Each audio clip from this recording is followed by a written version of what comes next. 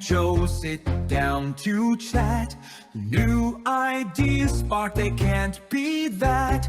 Podcast fun, fury so grand. Laughter flows, no need for a band. From life stories to wild speculations, each episode brings joy, makes you relaxations. Lazy or gamble, we're off to explore. Laugh and learn, our show is forever. Incredible theories, side by side. Joyful moments we'll never hide. That was great. You did great there. Thanks everybody for coming by and watching. We'll see you all next week. Let me take a quick swiggity swooty of this water. ASMR it. My bad. All right. Welcome, everybody. This is the Glacier Gamble podcast, back with another Marvel episode. Not a ton of Marvel things out. You know, Daredevil doesn't start until next week. We already did Captain America, but we have some things we wanted to talk about with you that is Marvel related. We got some Scarlet Witch discussion, which is pretty fun considering there's a good chance we see her again in the future, and we've seen what the discussion is related to, which is the TVA. That we'll probably see that again in the future. We're going to talk about the new Daredevil sneak peek, a little preview of what we're expecting of Daredevil. Starting next week, we'll be doing Daredevil episode reviews, recaps, that sort of thing. And then we're going to do it's been a couple weeks since Captain America. How is the world discussing and reacting? Do a little recap at the end. While you're here, please like, subscribe, comment. Let us know what you think. Have you been watching the episodes? For those of you that did watch Captain America, what'd you think? Are you excited for Daredevil? All the good stuff. But yeah, make sure like, comment, subscribe, and let your friends know about us. We love talking Marvel. We love talking DC, and we'll be here every week. Let's get into it. So first, let's talk about Scarlet Witch. We had in the comics, because comics are awesome, but in the comics there is Scarlet Witch canon. Is brand new issue that is canon to the MCU. Correct. So Scarlet Witch is being held in stasis at the TVA because of, obviously, she went and destroyed every version of the Darkhold besides her own. She went on a mass multiversal murder spree. Yeah. So she essentially has the knowledge of the Darkhold just in herself. Right. So, and now technically Strange as well. And she messed with... Yeah, Strange has a little bit of it. She messed with every single time. She disrupted every single timeline in existence. Mm-hmm. So obviously the TVA will care. And the TVA was probably like, nope, you... Which is interesting because, a lot of people talked about at the end of Multiverse of Madness, there's the red flash when Scarlet Witch gets crumbled by the landslide. Mount Wendigo. Yeah. There's like a red flash. So it's like, do you think that was her bamfing herself out? Was she creating like a protective shield and she's just like cocooned herself until somebody finds her? But now it's kind of, was she trying to defend herself as the TVA showed up to take her? Was that a red flash of light from the TVA? Because, there's a good chance that we can now, when we see Scarlet Witch again in the MCU, there's a good chance that when we do see her, it's TVA related. Which I would love that.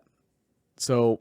when we watched Multiverse of Madness, I was actually in the camp of, I hope this is the last time we see Scarlet Witch.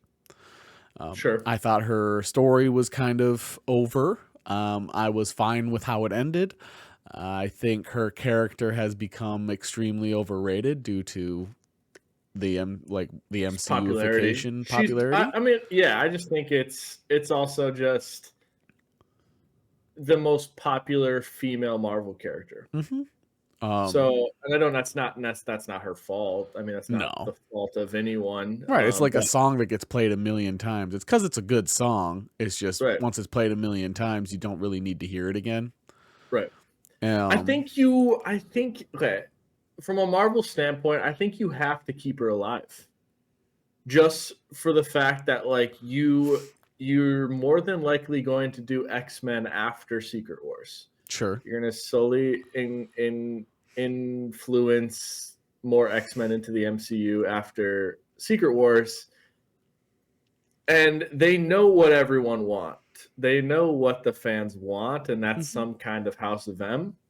And you can't do that without Scarlet Witch. Right. So You do think House of M might just be like out of the option now that Multiverse of Madness happened? I feel like House of M won't ever happen. I feel like in some way, shape, or form that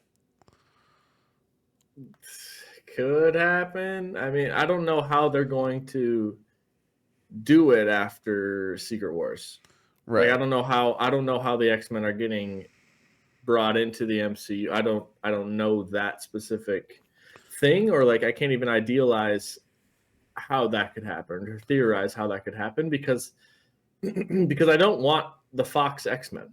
So like if Deadpool's universe comes into the MCU, I don't want that Right. because and could it be the X-Men universe where Photon is right now? Right. What we saw with like Kelsey Grammer's Beast. Kelsey Grammer's Beast, right? And then Binary, Maria Rambo's Binary. So that is probably the one. Like that's probably our X-Men universe coming into play. And so, and then Deadpool and Wolverine are just kind of oddballs. But I don't know. So I mean, I just think that the House of M storyline is like what people are kind of like waiting for, and And it's what if Elizabeth that's Olsen wanted. right, and that's the reason you keep her around. So if that's the reason. That's all I got really. Yeah. I'm It'd be like that'd be I'm the in the reasoning. boring camp of I think they keep her around because money. Popularity of the character, popularity of the actress, the chaos aspect of she could go in any direction. You could really bring her in via TVA. You could bring her in the next Doctor Strange. You could bring her in like where like Clea and whatever show up. Right. You have multiple different angles that you could bring her, and then just popularity. I think they bring her back purely because of money, and they're going to try to figure out a way to make that work. And now with the canon of her being held in stasis at the TVA in the comics, I think that gives you a perfect out. It's one that fans of the comics would expect and accept. It's also one where the fans of the character go, "Yep, I think that sense." makes sense. I think it does make sense from even like an MCU standpoint. Like you could have said that her story ended there and she got crushed, right? You could. Sure. But you can also Which it's really makes- weird because all the comments I see on the internet is people wanting Elizabeth Olsen to crush them. right. And that's a whole different thing that we can get into next week. Oh, okay. I wasn't sure. I just keep seeing that, and I'm like, no, she got crushed, so it didn't make sense to me. That's the Glacier Gamble After Dark podcast episode. I think you can look at the fact that she could be in the TVA now and have it make sense to the MCU. So like for them to do a comic issue of that like that's not even like a stretch if you think about it. Yeah. It's not even like a stretch that they were like, oh well, I mean, I guess like no, from a TVA standpoint, they're fixing timelines. They're fixing timelines, and this one person altered every timeline. Loki. So, right. So Loki, who knows who she is, Loki, who knows who the Scarlet Witch is, who is now the god of stories, was like, "Go get her," like essentially. Right. So I'm able to keep all these timelines intact and alive, but she's making it difficult. If you could just, yeah, keep her in check, and then I'll be able to continue doing what I'm doing. right. Or maybe he's trying to find a way where he can leave that seat and go back to living his life. Right. And the only way he feels like he can do so is if Scarlet Witch is held Yeah, captive. or he knows about Kang, right? Or he's still afraid of Kang being out there or something like Which they that. I should know be, that they because right. They know about Kang, and so he's like, well, let's go.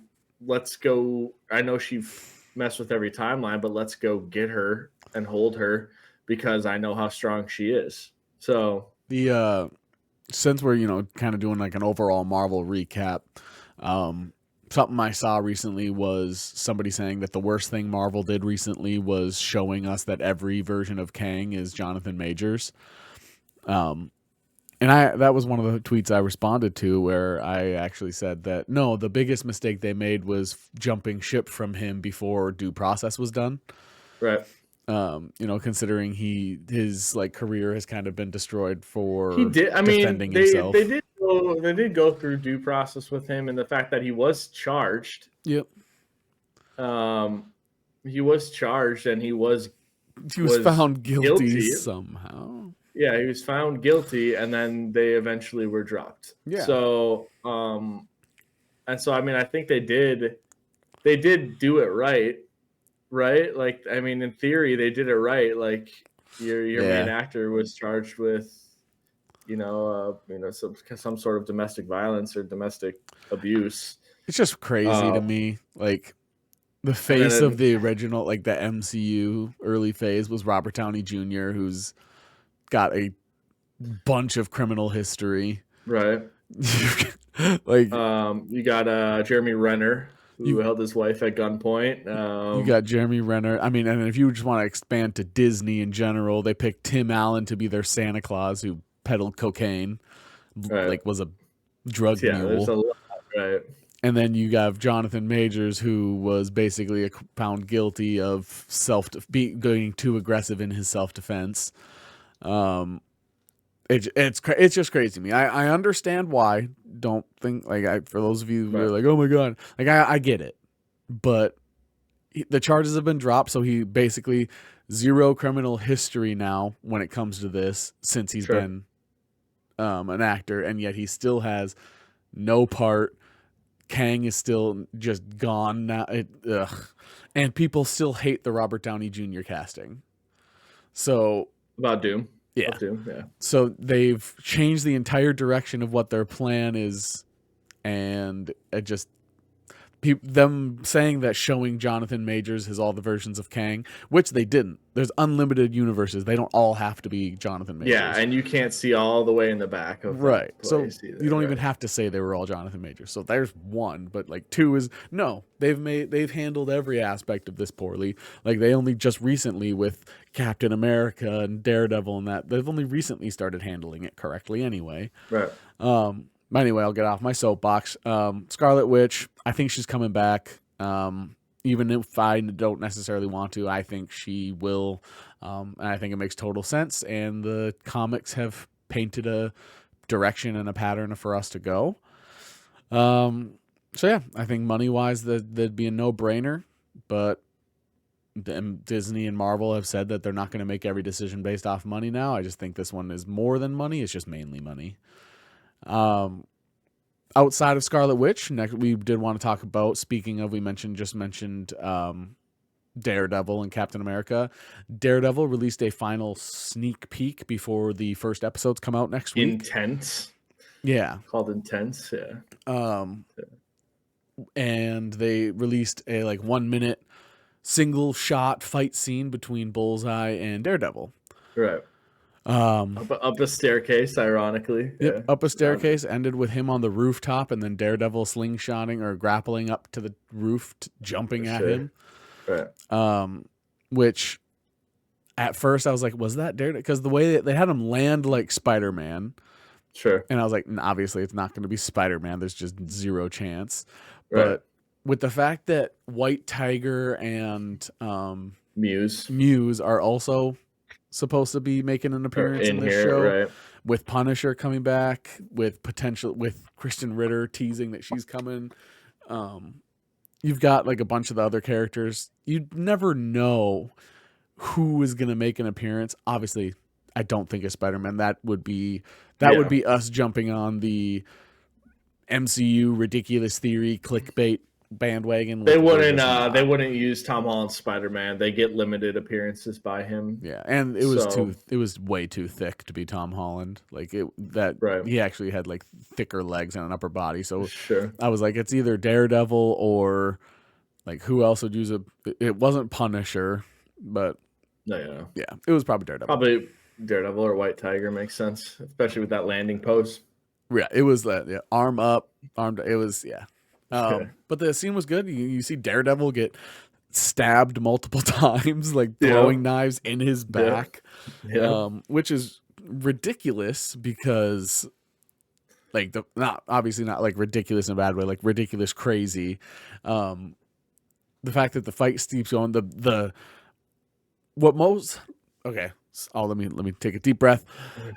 Rewind. The thing I'm most excited about, from what we saw from this clip, is the use of audio. I feel like this is going to be one of those shows you are going to want to watch in a media room or with headphones on.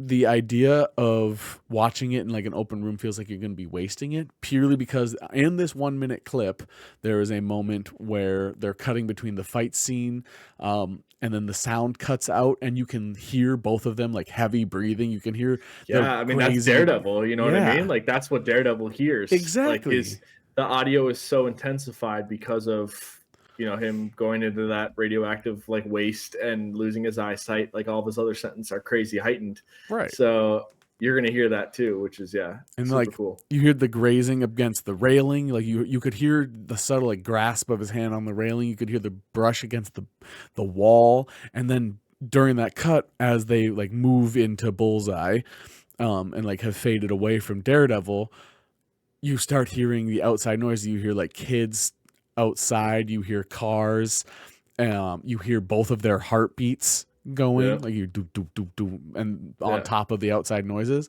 Then you hear the brushing of the stairs. He goes up the stairs, and that's when Daredevil comes out.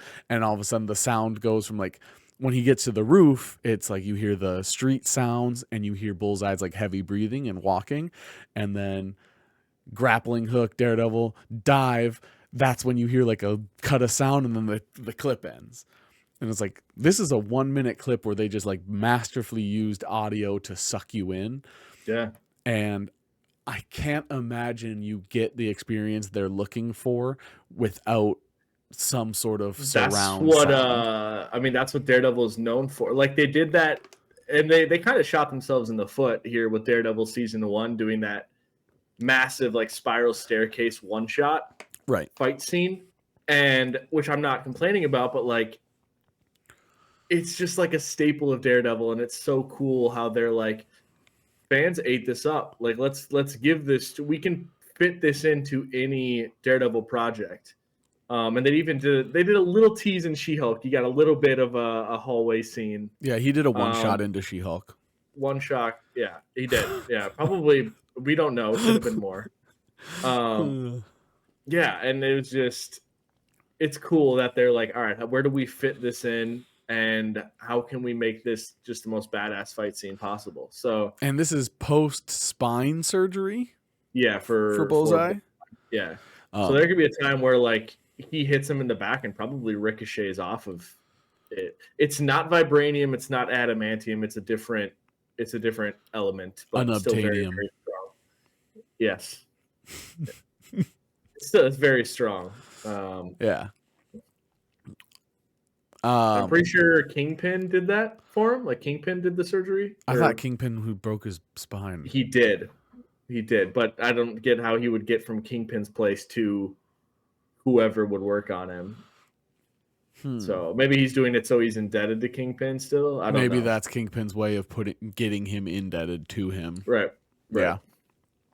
Because he tried to do that with Frank Castle, and Frank Castle was like, "Nope." Like, That's where you get the Frank Castle like one shot of him in prison, and Kingpin basically ordered everyone to go kill him, and Frank Castle just murders everybody in the prison with him. So You're stuck in here with me. that's literally what it's like. You get the John Bernthal like the yell, like Yeah, I love John oh, Bernthal. Yeah, he's great. Him and John Bernthal is like Ed Hardy or Tom Hardy gets so much love for everything he does. And John Bernthal reminds me of him in like acting style so much that it shocks me that he doesn't get more love than what he gets. I know that people that do love John Bernthal love him, but what was that? What did you say? Joe? It's here chilling. Are you all right? Do you hear me? Yeah. Yeah, I lost audio on you. Okay. I was gonna say I was talking and I heard you say something. I was like, what'd you say? And then I heard nothing. Okay, we're good. Yeah. John Bernthal, Tom Hardy. That's what you were. Yeah. I just thought that Tom Hardy gets so much love, and I don't get why John Bernthal, like I get that John Bernthal, the people that do love him, should do like really love him, but I feel like globally or nationally, John Bernthal deserves a lot more, and I can't wait to see more of him. I hope that it's not just a stupid 20-minute one episode cameo for John Bernthal. Like, I understand the show is Daredevil, but we're probably also going to get a ton of Kingpin. So I want to see a good amount of Punisher as well. Yeah. Yeah, I mean, the top 4 people that I think you want to see is going to be, you know, obviously Kingpin and Daredevil are probably the top 2. Yeah. And then you're going to get Frank Castle and Bullseye. They seem like they have pretty prominent parts. And then you got the side characters where you don't really know, like Muse, White Tiger, Karen, Foggy for one episode. I just know that Muse is going to come in and just mad. Yeah. I'm waiting for it. Anyway, I just think Daredevil is going to be an audio experience. Obviously the visuals from the Netflix show, from Punisher, we got a ton of unique aspects that they used. They adopted a little bit into Hawkeye. I think Hawkeye used some of the aspects of film, like the car chase scene had a lot of Daredevil feel to it in Hawkeye. And yeah, you get a lot of it. You get a lot of it with street level night fighting. Like in general, I think they kind of realize what they have, and like the street level night fighting where like you can't really tell what's going on, but then like they go under a lamppost and you can get a little bit more light and you can kind of see this like sweet, awesome fight. Right. And then they go away back into the dark a little bit, and it's kind of harder to see. And like under the moon, like the under the moon night fighting, that sort of thing. Exactly. Right. So, or yeah, I think it's the thing from a physical combat like choreography. Like I think that's what Daredevil's kind of excels in regards to like street level fighting. So, yeah, I don't know. I think it's gonna be sick. I think you're right with the audio. I think I'm gonna watch it probably in my room with the lights off, like in this room right here. Yeah, tissues out, right? So yeah, I'm excited all aspects. I mean Frank Castle, I'm very excited to see too, because John Bernthal. Yep. It's gonna be a lot of that, and that's not just the punching. Yeah, super excited. If you haven't seen that little clip, go watch it. Otherwise, every week we're going to be talking about that show. Make sure you come and watch us every week. The last thing we want to talk about today is Captain America. People have let it stew a little bit. Reactions have been getting a little bit more mixed, but still overall I feel like positive. In general, people like to complain, and then in general about MCU, people like to complain. So then you combine those two things, and people hate things so much vocally that they cancel them. And then once they're canceled, all of a sudden people come out of the woodworks like, wait, no, don't. You shouldn't have canceled it. Eternals 2. Everybody talked about how much they hated Eternals, and then they gave it 6 months for people to like kind of sit on it. And people were like, wait, this is actually pretty good. Were we letting loud people determine what we felt about it?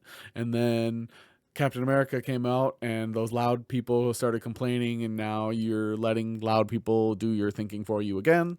It also happened with the Marvels. And the Marvels, and honestly, Miss Marvel, even though it had a 98% critic or audience score, the loud people were still hating on it. I just wish people would stop letting loud people do their thinking for them. Right. And that kind of seems to be like the way I see about Captain America. Anybody that I talk to about Captain America, like if I'm at work or at the store, or wherever, if I'm talking to somebody and it gets brought up, anybody who's seen it tells me they have enjoyed it. They don't say that it's like one of the best movies they've ever seen. They don't say it's a great superhero movie. They just say it's like a solid movie. And then when I go online, it's people hyper fixating on the problems with it. Like, and that's the thing is like the movie had a few big issues, and if you fixate on those issues, you're not going to like it. I don't know what you've seen, but the only people I've seen complaining about it are picking the same 3 things that everybody else is picking apart, as opposed to taking the other. So they're out of 10 things, they talk about the 3 things they hated and ignore the 7 things they really liked. Right. How's that been for you? Like, have you had something?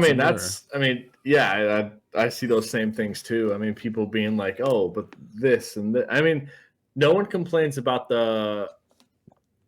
or like you see the really good like CGI, and typically that's something that they rip apart is CGI. Yep.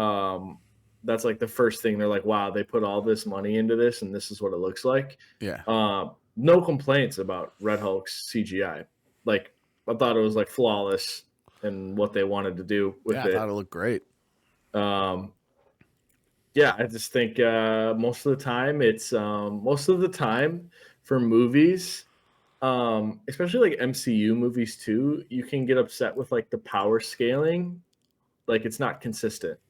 The power scaling of superheroes is not consistent. And so like that's one flack that I guess has grown on me. But like, other than that, like, all the positives have even gotten like exponentially better in my mind. Like The oh, go ahead. I was just saying, like sure, we had visual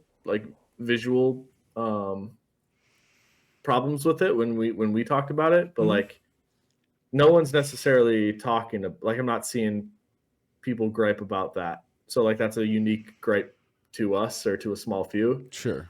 Which we're allowed to have that, but that's also like less about the majority, right? Like the majority, the loud people you're talking about, like they're all hyper fixated on the one thing, whereas Hamblin really wants to join the episode this week. So, hi, you want to say hello? What did you think about Captain America? Wow, you'll be able to cut that in. Exactly, but yeah. So I don't know. I think that's the I haven't seen anything like more negative. Really, I haven't seen that much negative. I haven't seen that. I have seen more positives than negatives in the last week, probably. Same. The one thing that I'm the most annoyed about when it comes to Marvel, the MCU in general, from fans right now, this applies that they don't listen to our ideas. That's the big one. But that's just because I believe our ideas are amazing and the best. But that's no, true. But like on a serious note, this is their last chance. I'm so sick of hearing people say this applies to Sony, the Sump. Madam Web, before it's coming out, Sony has to nail it, or this is it for them. And then Venom comes out. Well, Sony just has to nail it, or this is it for them. And then Kraven the Hunter. Kraven comes out. Well, Sony has to nail it, or this is it for them. Captain Captain America comes out, well, they have to nail it or this is it for them. Now Daredevil and Thunderbolts is coming out, and all I see from people is, well, they have to get this right. The most frustrating thing is Superman. Right. It's the first movie. It's the first movie of the DCU, and they're already like crucifying it. Yeah. When it's just wild. I can't stand people hating something before it comes out. Like, we gave Madam Web its due before we saw it. We said we were going to give it its chance. Everyone knew it was going to be ass. Everyone did. Right. Like, we couldn't even hide it. We've been positive about everything we've seen. We gave it a 2.5, and that's generous. But like I feel like we tend to stay positive. You know, we do our best to not make our judgments until it's seen. And the fact that people are already saying they don't want to see Superman because the dog is stupid, or why is it's not Henry Cavill? Forget Zack Snyder. It's Zack Snyder. The Snyderverse is over with. It's done. It's done. Stop bringing it up. You guys are a cult. Pretty much. Yeah. And it's over with. Just move on and appreciate what you're going to see going forward. And honestly, if you pay attention, James Gunn just had a really long conversation with Zack Snyder. So he's probably finding a project for him in the DCU. Maybe there is a darker project that James Gunn wants in the future for the DCU, maybe in his 10-year plan. Maybe there is a dark project that has a different, because right now Superman is bright, colorful, more, classic Superman. There's a good chance that Lanterns is also more colorful, bright. There's going to be obviously darker aspects of both. That's already filming, I believe. That's already filming too. Maybe in the future with maybe there's going to be a Lobo movie that they want to be dark. Dude, that's exactly what I was thinking. I was like, he's worked with Jason Momoa in Justice League. Right. So maybe Zack Snyder gets his back in the Lobo movie. But when it comes to Superman, the main characters, Batman, he's not going to be part of it, and that's okay. He's a brilliant director. He's a brilliant producer, but the Snyderverse is gone. It's over with. Like, stop saying it's better than anything because you have no idea. It's the same with people that say can't do another Joker because Heath Ledger did it best. Then why ever make the character again? Yeah. Joker's got to come back. You can set that bar as high as you want, but he's still got to come back. Batman has to have his Joker. It just has to be it. It's kind of like how we haven't had a Robin, and for Batman needs Robin. I don't care. Like, we need Robin back. So I don't know. We need to stop jumping to things before they come out. I guarantee that Thunderbolts will be better than you think it'll be. If you're one of those people that is already thinking it's not going to be good. Like, I saw people saying, how are they supposed to fight Sentry? Because they're just, that's the whole premise of the show. That's literally the whole thing, is how are we supposed to fight them because we're just punching and shooting? How are we supposed to? That's the whole point. And then Captain America, people were already crapping on it before it came out for a variety of reasons. And now that it's out, go ahead and make your judgments. But the fact that you have to nitpick shows that it's not a bad movie, because you would have glaringly obvious things to pick apart if it was bad. Even if you say it's average, that's okay. But to say it was a bad movie is just plain wrong, because you're having to pick little details. Little details is what makes something perfect, not what makes it good. Yeah, every movie we've done has at least been an average movie, except Madam Web. Yep. Even Black Widow, our very first movie of Phase 4, Black Widow, was one of our lowest movies, but it's an average movie. Like, it's still an average movie. Especially if you put it into the realm of like superhero action movie. It's like right in the middle there. If you said that's the bar, as long as it's better than Black Widow, I think that's a okay bar to set. Yeah. Yeah. So all these things are happening. They're all very exciting. I can't wait for Daredevil. Starts next week. Yeah. We're going to be, again, I've said it Wednesday? 4 times now. Yeah, Wednesdays now. Wednesdays. Yep. I think I've said it 4 times. We are going to be talking Tuesdays? about it every week. We're going to be doing a episode breakdown. First week is 2 episodes. It's a 2-episode premiere. So first episode is going to be us breaking down episodes 1 and 2. After that, it's going to be boom, boom, boom, boom, boom, one by one. We're going to probably, as we've talked about before, we're going to probably do spoilers. With our shows, we tend to go spoilers. With our movies, we tend to avoid spoilers. With our movie reviews, but our show reviews, we tend to do spoilers. We've had comments like Agatha all along. We had people commenting saying, please don't do spoilers if you can. But with shows, because we tend to release the episodes about 4 days after the premiere, like the episode comes out Wednesday, we tend to release it on Monday, sometimes Saturday. That gives people a few days to watch it. Yeah, I think it's Tuesday night. Right. Tuesday night. So if, you have all day, Wednesday, Thursday, Friday. Most of the time doesn't come out till like Monday at the latest, but sometimes usually our episodes come out sometime between Friday and Monday. Right. So again, just a heads up, probably going to be doing some spoilers. So just if that's a problem, I apologize. Watch it. Mute the channel, watch the show, do whatever helps solve it for you. But for those of you that are going to come with us every week, thank you so much for coming by. We're going to have a ton of fun. Charlie Cox is amazing. There's going to be so much to talk about, I think, and cannot wait. Last of all, we would love to let you know that you all look great today. GG. GG.